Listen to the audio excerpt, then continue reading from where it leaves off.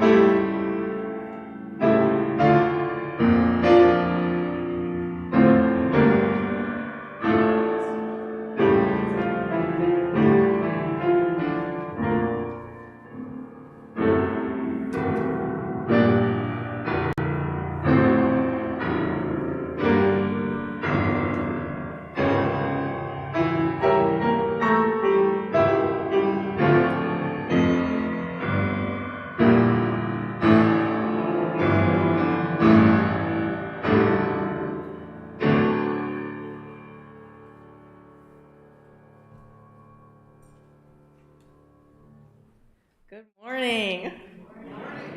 Welcome to the Unitarian Universalist Church of Urbana-Champaign. My name is Reverend Sally Fritchie, and I am the Associate Minister of this congregation, alongside our lead minister, Reverend KB, or Karen Bush. We are a church of many different theologies and identities, united by our shared commitment to building community, seeking inspiration, promoting justice, and finding peace. Today we have a double welcome. Not only am I welcoming you into worship, but I'm asking you to join me in welcoming our 14 newest members into this church community.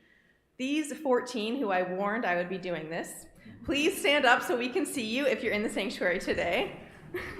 Margaret, B., Brandy, Hannah, Judith, Kristen, Ian, Lori, Mia, Wendy, Sonata, Julia, Jeannie, and Joe. Welcome. Thank you all so much. They have all signed our membership book in the last month and are joyfully our congregation's newest voting members. Short introductions to each of these newest members went out in last week's e-news. I encourage you to reach out, get to know these incredible, smart, kind, interesting people in the weeks to come. We're still asking that we all remain masked while we gather on Sunday mornings because we want to be able to welcome even the most vulnerable into our worship space. Our recent poll about Sunday morning masking showed us that there is still a significant portion of our community that feels better with the requirement in place. So we'll plan to continue to check in with each other as we make our way through the holidays and this winter flu season. Remember to look around at the color-coded lanyards of your neighbors. Be aware and respectful of others' needs and boundaries. Also, if you're nervous about being packed too tight here in the sanctuary, we have spillover room just across our entryway in Fellowship Hall where the service is being live streamed on our projector. That space is also great if you just need to stretch your legs or enjoy a little more wiggle room or chit-chat. We're a congregation of all ages, which means we embrace all the noises, distraction, and very loud stage whispers that our kids can bring into a Sunday morning. All ages stay here together on the first Sunday of the month rather than the kids going downstairs for religious exploration. And as always, you're welcome to get a coloring kit from the box in the entryway, just near where the lanyards are. That goes for all ages. Anyone can color. Coloring is for all ages. Typically, these multi-generational Sundays are built around more interactive and accessible worship styles. So we invite you to participate as much or as little as you like. Today's service is a very special one, which only happens once a year. It's All Souls Sunday. Last week, around Halloween, the pagans among us were celebrating Samhain, the thinning of the veil between worlds. Similarly, families of Mexican heritage were celebrating the Day of the Dead, setting up home altars or ofrendas, piled high with food, flowers, and photographs of beloved ancestors. Some of us may visit graves at this time of year, or maybe visit year-round on significant anniversaries to leave flowers or speak prayers, or simply remind ourselves of how much time has passed. We have funeral processions, days of remembrance, keepsake boxes, 1,000 different ways of grieving loss and holding on to memory together. And here at UUCUC, we have All Souls Sunday, the first Sunday in November, a reliable part of the rhythm of our church year, when we pause to acknowledge those we have lost in the past year.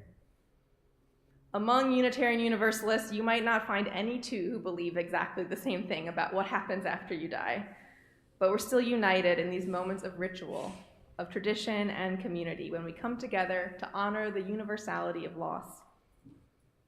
We don't celebrate All Saints' Day, as in some traditions, but All Souls' Day, because all souls are worthy.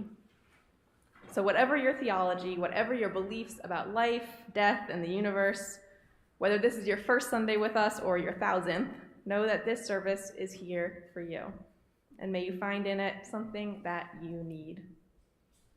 And now I will invite one of our new church members, Julia Cronin, forward to do our chalice lighting reading.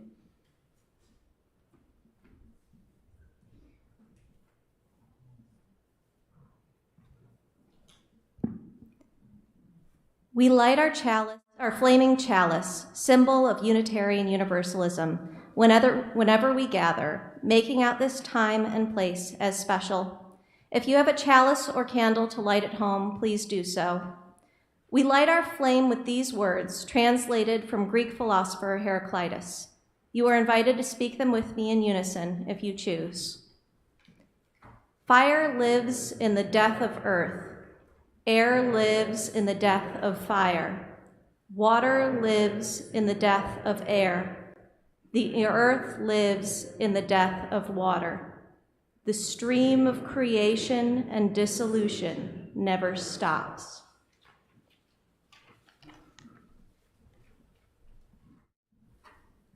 Thank you, Julia. This morning's opening hymn is Gathered Here, which is number 389 in the gray hymnal. And given that this is a multi-generational Sunday, we are trying to be mindful that not everyone can read along to lyrics and do a more friendly hymn teaching method for all ages. So this is one we'll eventually sing as a round, but first, Janet is going to teach it to us line by line, call and response style, and then we'll sing it all together one time, and then as a round 3 times. It's a simple, familiar hymn, and I hope to add it to all of our hymn repertoire, no matter our age. Good morning. Music teachers have ways of signaling whether it's the music teacher's turn or everyone else's turn, so if you just watch my hands, you'll know what's going on. First, I'm going to sing it by myself, and then just watch.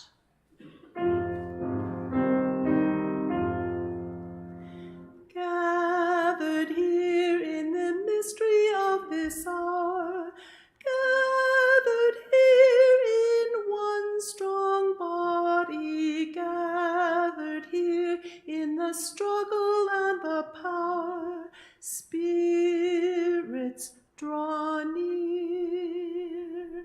Gathered here in the mystery of this hour, gathered here in the mystery of this hour, gathered here in one strong body, gathered here in one strong body, gathered here in the struggle and the power, gathered here in the struggle and the power, spirits draw near. Spirits draw near. Let's try it all together. Gathered here in the mystery of this hour, gathered here in one strong body, gathered here in the struggle and the power, spirits draw near. You heard that we're adding the S, right? We're going to say spirits draw near. Very good. All right, we're going to try it as a round. We're not entirely strong, but we'll do it. 3 times. This side first, this side second. And when you get to the spirits draw near, keep doing that until I finally finish it. Okay, here we go. Ready? Gather here in the mystery of the hour. Gather here in the mystery of the hour. Gather here in the voice of glory. Gather here from the sky and the power.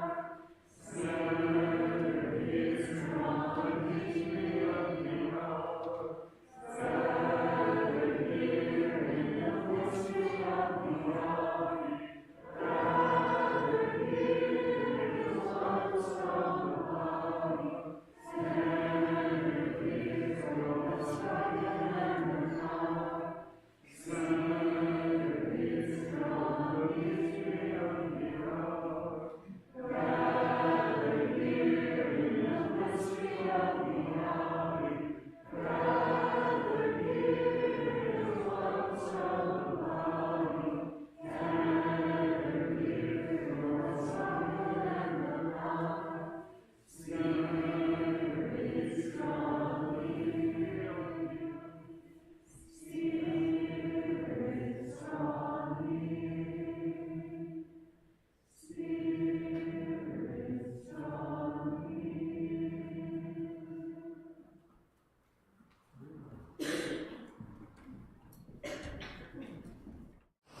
Beautiful.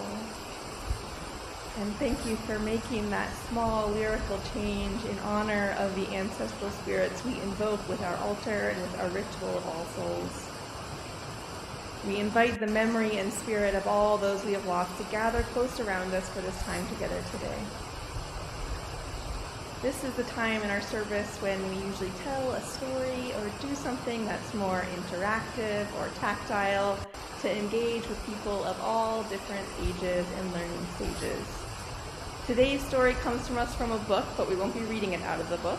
The book is called The Fall of Freddie the Leaf. Has anyone heard of this book? I see we have a few teachers, a few parents.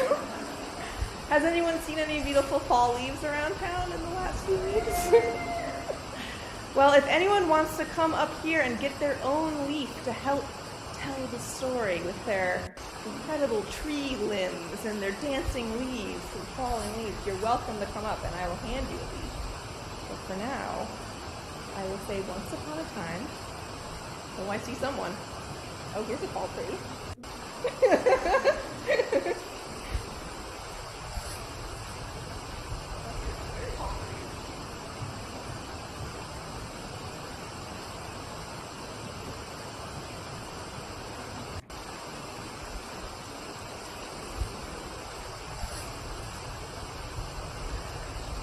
Once upon a time, in a park full of trees, full of all these trees, there was one very tall tree, and right near the top in the springtime, a little leaf named Freddie was born.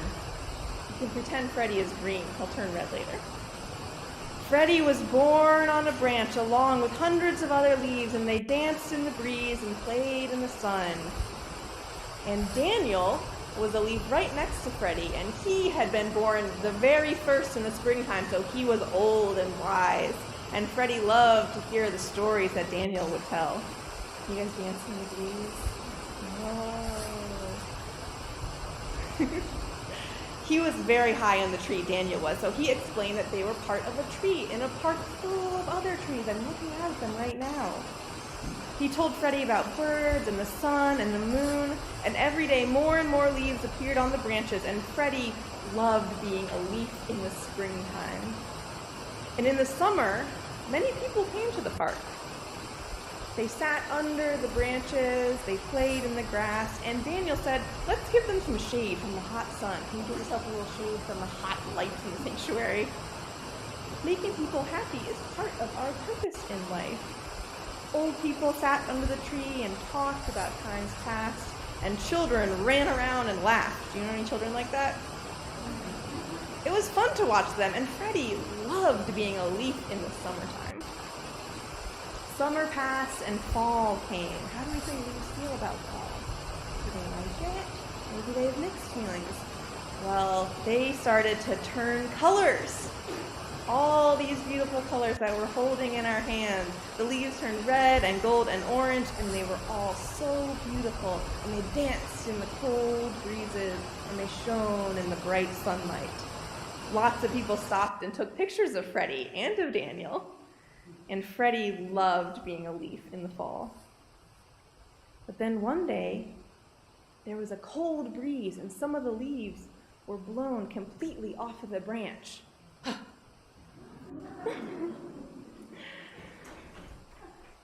Freddie said, "What's happening?" Daniel said, "Don't worry. It's time for the leaves to change. Some people call this dying. I just call it changing." "Will all of us leaves die?" said Freddie. "Well, yes, everything that lives also dies." "I won't die," said Freddie. "I decided." But it was fall, and fall means that the leaves all fell, one after the other. Daniel said, "We're all afraid of things we don't know. But you weren't afraid when spring became summer. You weren't afraid when summer became fall. Changes are natural. They're a part of life." "Will we return in spring?" Freddie asked. "I don't know," said Daniel, "but life will return. Life lasts forever, and we're a part of it. Leaves that fall become part of the soil that the tree needs to stay alive and bring a new spring with new green leaves." Freddie didn't like that answer. "It's not fair," he said. "We give the tree new nutrients, but what do we get in return?" Daniel said, "All of this. We've had this world, our friends, the sun and the shade and the moon. Remember the breeze, the people, and the colors of fall. For me, that is enough." And that afternoon, Daniel let go of his branch and fell to the ground with a smile. Freddie felt sad and confused. And the next morning, the first snow fell. It was winter. The wind came and blew Freddie all around and finally took him from his branch. And as he fell, for the first time, he saw the whole tree, branch and trunk and roots, with a rich soil down below with all the leaves from generations past who had made it possible for him to be born. And he remembered Daniel's words that life lasts forever. He closed his eyes and went to sleep. And deep inside the tree and deep underground, there were already plans for new leaves in the spring. And this story doesn't end the end. It ends the beginning. Thank you to all my trees. Thank you to my very tall tree, Avalon, in the loft. We know that we, as UUs, acknowledge that our circle of care goes so far beyond our immediate community or the doors of our church building. We are connected to everyone around us, to all the life that we find ourselves a part of. Continue to keep an eye on your eNews weekly newsletter, on the welcome slides when you come to church, for opportunities to show up, to get involved, to find support for yourself, and to be part of this faith community. You should know that we're in the process of searching for a settled lead minister who will join us after KB has finished her interim time. Part of that search process is doing the work of checking our possible biases that we have about what a good minister looks like, what they sound like, what they act like, checking whether we're projecting unfair expectations around age, class, gender, race, etc. There's a special workshop from the UUA called Beyond Categorical Thinking, which is coming to us to help us have a constructive conversation about this exact question. It'll be 2 parts on the 18th and 19th, Friday evening and Saturday morning, and we want as many of you as possible to participate, so sign up if you can. Each Sunday, in recognition of our very real interdependence and reliance on one another, we pass the plate and share our offering with an organization doing the work of justice in the world. The Shared Offering team is currently accepting submissions for next year's organization, so if you have a cause or a nonprofit that you care about, which I know that you do, please nominate it by reaching out to sharedoffering@uucuc.org. For the month of November, we're sharing our plate with the School of the Americas Watch, a long-standing effort aimed at accounting for and undoing the harms of our nation's policies on the lives and well-being of generations of Central Americans. We have a short video from them explaining their mission and thanking us for our attention and support.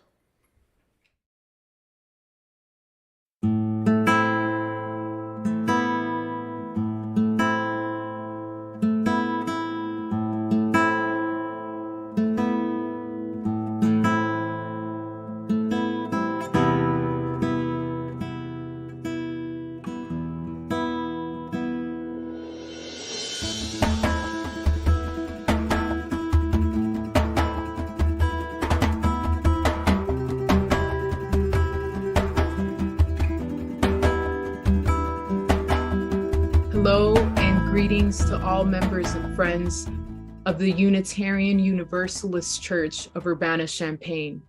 My name is Lulu Matute, and on behalf of SOA Watch, I want to thank you all for your collective efforts in promoting justice and amplifying peace in the world. SOA Watch Educational Fund began as a movement to stop U.S. military training of human rights abusers in Latin America. For the last 32 years, SOA Watch has brought together religious communities, anti-war veterans, students, and artists to join voices with communities directly impacted by forced displacement, war, and state violence. Today, we at School of the Americas Watch continue to carry that decades-long call to end wars against the poor, to end U.S. sponsorship of state violence. We accompany communities in Central America organizing against extractive business interests that threaten to displace them from home. We lift up the voices of indigenous Guatemalans resisting mining and the struggles of the Lenca and Garifuna communities in Honduras who are fighting to protect and preserve communal lands and their access to clean water. We join their calls for life, justice, and dignity in Central America. At the US-Mexico border, we stand and march in solidarity with families and victims of Border Patrol brutality. Earlier this month, we accompanied the family of Jose Antonio Elena Rodriguez as they commemorated their loved one, who at just 16 years old was shot by US Border Patrol agent Lonnie Swartz through the US-Mexico border wall. We join their calls for memory, justice, and dignity in the borderlands. Through our educational fund, we are able to bear witness, to accompany, and to elevate calls from directly impacted communities. We echo their calls in educational and congressional spaces and build collective consciousness about the history and continuity of US militarism. I am a daughter of the sanctuary movement, of displaced Central American parents who were welcomed by a diverse community standing for human rights here in the US. Today, I have the honor of carrying this work forward and in community with you all. The work of solidarity, of accompaniment, and education, this labor of love is our collective struggle for peace and for justice in the world. I welcome you, and I thank you.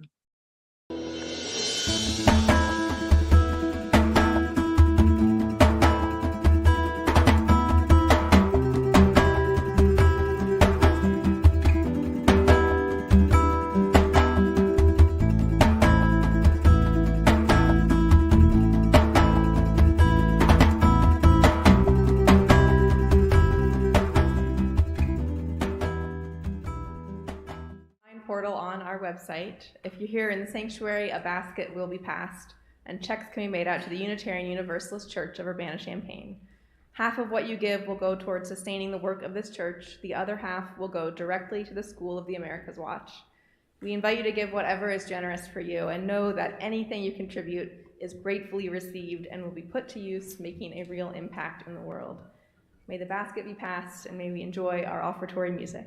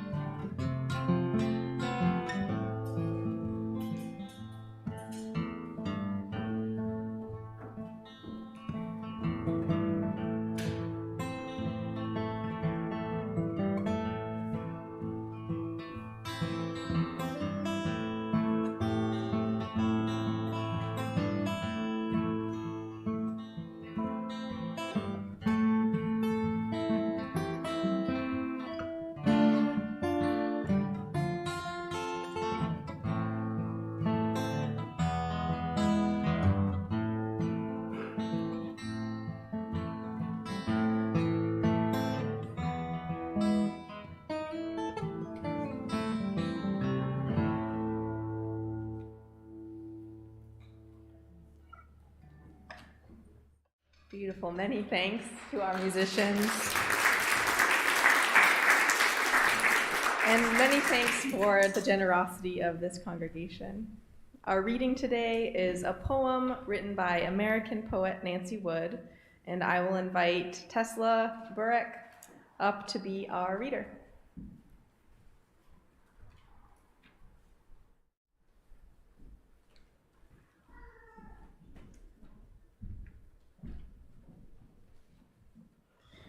You shall ask, what good are dead leaves? And I will tell you, they nourish the sore earth. You shall ask, what reason is there for winter? And I will tell you, to bring out about new leaves. You shall ask, why are the leaves so green? And I will tell you, because they are rich with life. You shall ask, why must summer end? And I will tell you, so that leaves can die. that the leaves can die. You shall ask, what good are dead leaves? And I will tell you, they nourish the sore earth.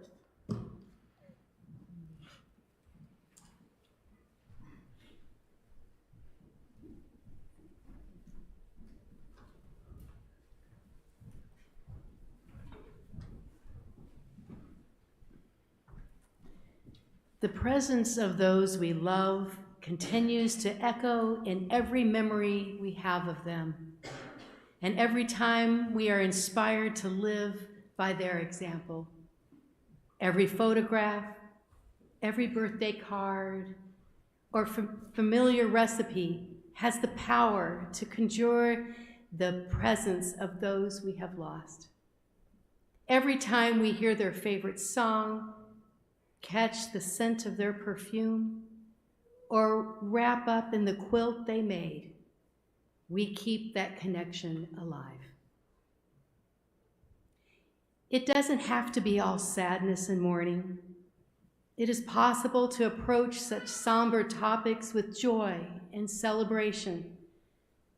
It is possible to greet death sometimes with silence, and sometimes with song, and sometimes the ringing of bells.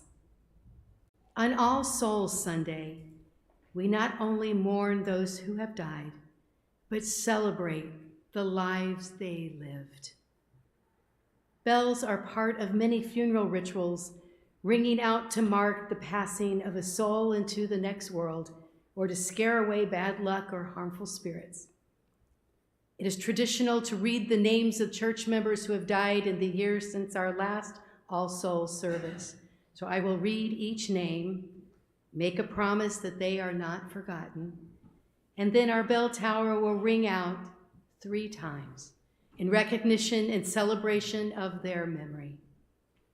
While the bell rings, I invite you to repeat the name back in whispers or in shouts. And if you're watching this from home, you can join in speaking the names back. And I invite you to do so even if you feel silly speaking the name in the room. There is power in speaking aloud the names of those we have lost. So I see our bell ringers are in place, our tag team, and we'll begin. Allie Newbold, you are not forgotten.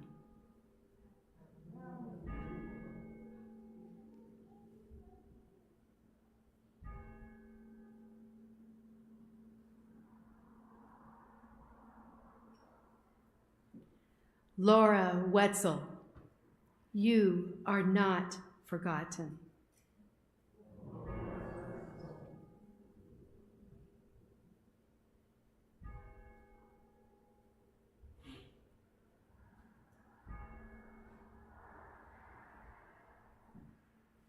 Nancy Nichols, you are not forgotten.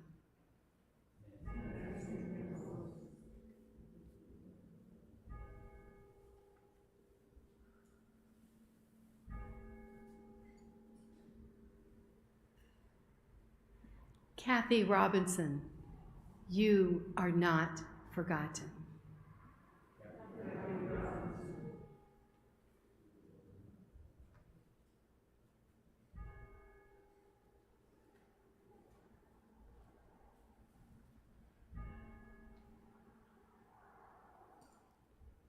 Norma Childers, you are not forgotten.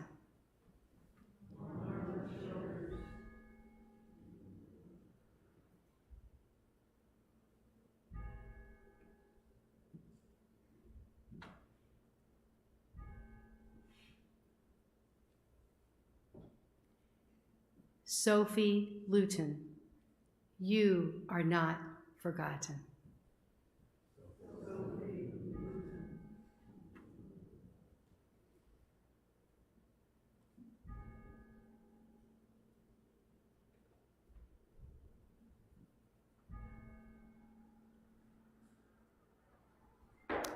Thank you for speaking the names of those we have lost. May their memories be a blessing.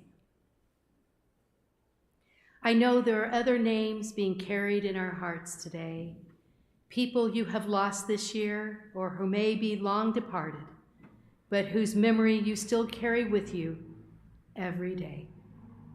Let their names be spoken here as well. We will ring our bell one more time, 12 tolls for the 12 months of the year. And this time, while they ring, let those names on the tip of your tongue spill out and be joined together, all overlapping, to float to the buoyant noise of so many lives remembered. Is everyone ready? Let us begin.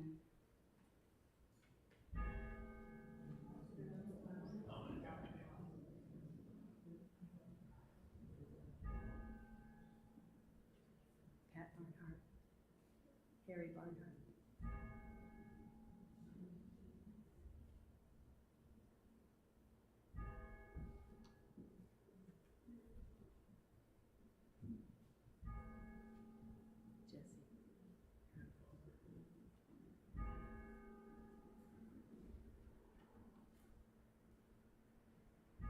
Murray.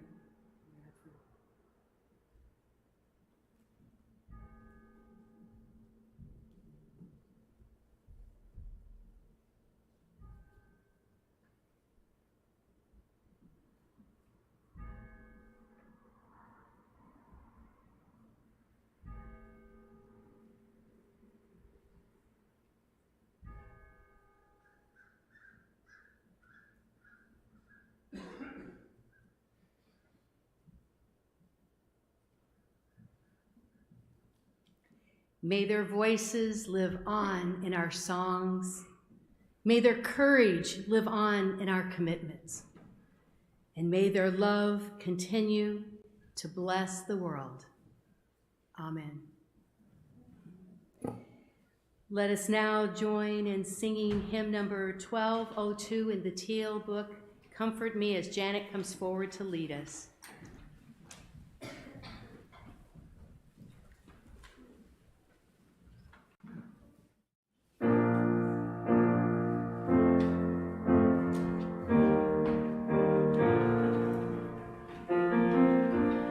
Comfort me,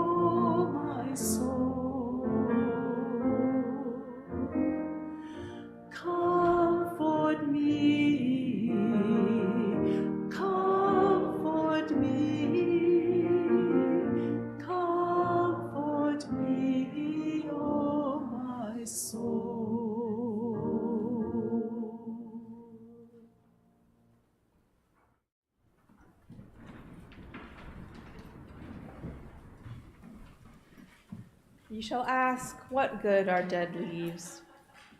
And I will tell you, they nourish the sore earth.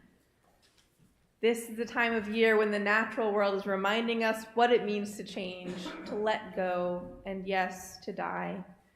We heard the story of Freddie the Leaf, learning to accept autumn as a natural part of his journey, same as summer and spring had been. But it can be very hard to apply that to our own journeys, especially when we lose someone we love. There's another story about a spirit that wanted to create new life, so they planted a seed and fed it with the 4 elements of water and the fire of sunlight, ground up rocks from the earth, carbon dioxide from air. But the new life refused to grow. The spirit gets so frustrated until a gardener comes along and says, "You're missing life's secret ingredient." Any gardeners who know the answer? Compost. A lifeless rock dust can't grow the seed of new life. It needs good dirt. It needs compost. And what is compost made of? The long ago bits and pieces of leaves and stems, roots of plants and animals that have died. The secret ingredient to growing new life is death. Every new life is born out of a cycle that goes way, way back beyond what any of us can know. Our little Freddie the Leaf is going to become soil that feeds the tree and grows new leaves, leaves he will never meet, but who are part of him in a very real way, just as we are part of all those who came before us.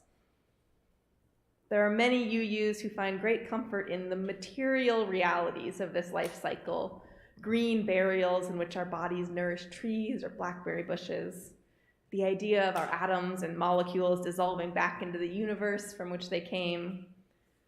But even if you're of the opinion that all this talk of compost is a little morbid, there's still a spiritual and communal dynamic that can speak to us on days like today. What if it's not just our bodies that dissolve and nurture the world we leave behind, but all of us, our whole selves? A kind of theological composting. What if all our actions in life, our connections, our memories, our ideas, don't just disappear, but can be turned over and mixed into a rich layer of topsoil, enriching the lives of everyone who knew us and everyone they know, and so on, reaching out far beyond our own lifetime. When we memorialize those we love, when we light candles and sing songs and visit graves, it's because part of us knows that the ripples of their lives are still being felt in our own hearts, even if nowhere else. We know that as long as we remember them, there is a part that still exists in this world, just like Freddie will be forever present in the life of his tree. In a moment, you'll all be invited to walk forward and light a candle in memory of those who have gone before us. If you have a photo, memento, or offering that you would still like to add to our altar, this will be the time. Or you can simply light a candle and spend a moment in reflection. We have a mix of real flame candles and electric tea lights, with the understanding that there are flammable items up here, and we didn't want to cause a hazard. But we'll take this slow, no rush, and be patient with one another. We have one big central aisle, which we'll use to walk up to the altar, and then just keep going around the side and back to your seat. We're going to start with the front row up here and the front row in the back chair section at the same time. Then the second row up here and the second row from back there, the third rows, and so on, until everyone who wants to has had a chance to be up to the altar and light a candle. Ideally, you shouldn't have to think too hard about keeping track. Just wait for the row ahead of you and let your mind rest on other things. There's room for multiple people to be lighting candles at the same time if you choose. You can take as much time as you need. Place as many candles as you need. Feel free to speak aloud any names or prayers that come to your heart. And if you need help finding space on the altar, I will be here to help you. This is for all ages, so kids, you are welcome to light candles here too. Don't be afraid to ask for help if you need it. If you're watching from home, you might light your own candle and take a moment to breathe and be present with the memories of your own loved ones who are no longer with you. Juan is going to provide us with some meditative accompaniment, and I encourage all of us to use this time to let our minds rest on all the many places, people, and stories represented on our communal altar today. Let the memories surface, and if you find that you need to laugh or to cry or to lay your head down in your hands and just rest, please do. Now I will invite the front rows of both sections to please rise and come forward to get us started.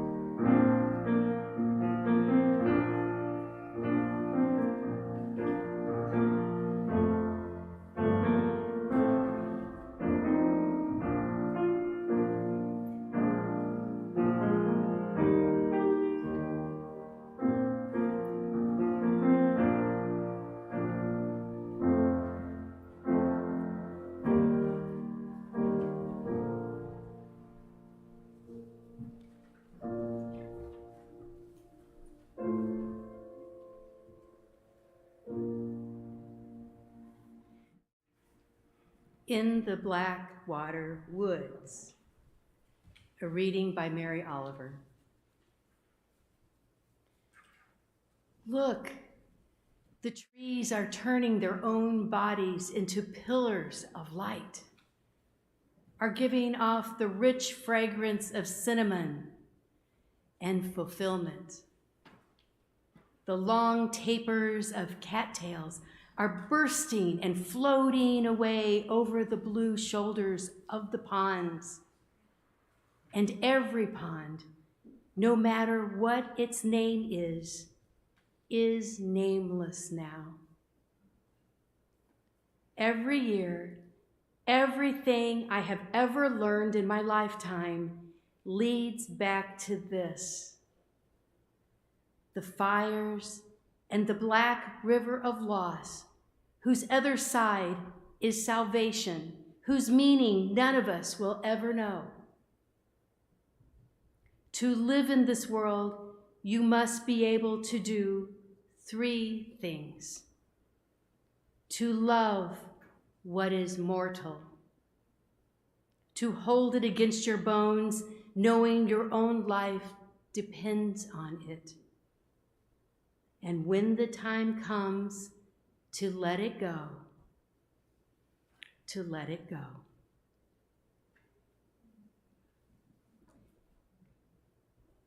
Spirit of Life, one of Reverend Sally's favorites, I want to add that we need to have it sung again. Hymn number 123, Janet will come and lead us.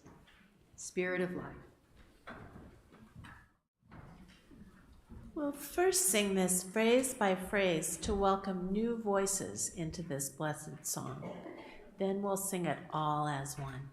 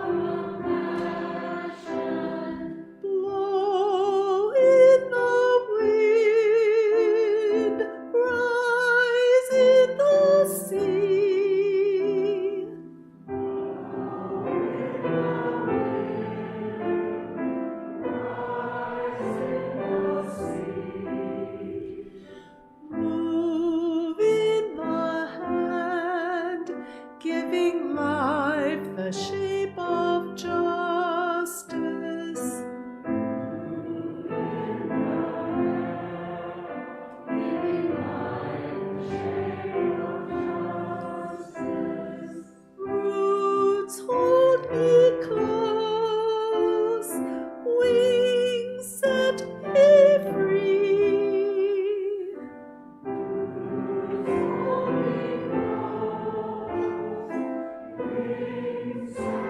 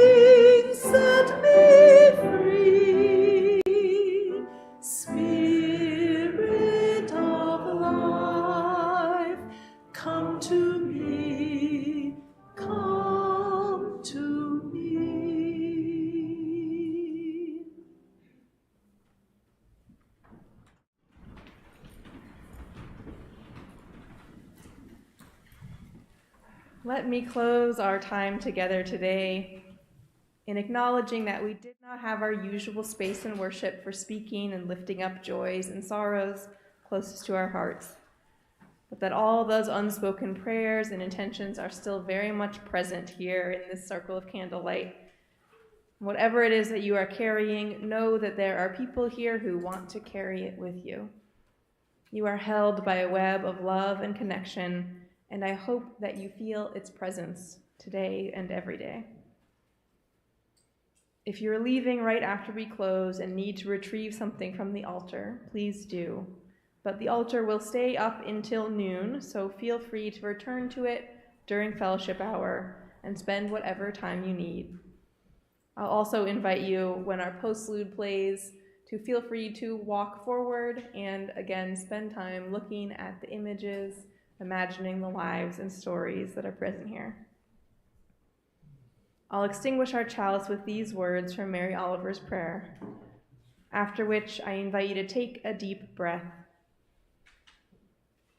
and enjoy one last moment in the candlelight together. May we love what is mortal. May we hold it against our bones, knowing that our own lives depend on it. And when the time comes to let it go, may we let it go. Go in peace, and amen.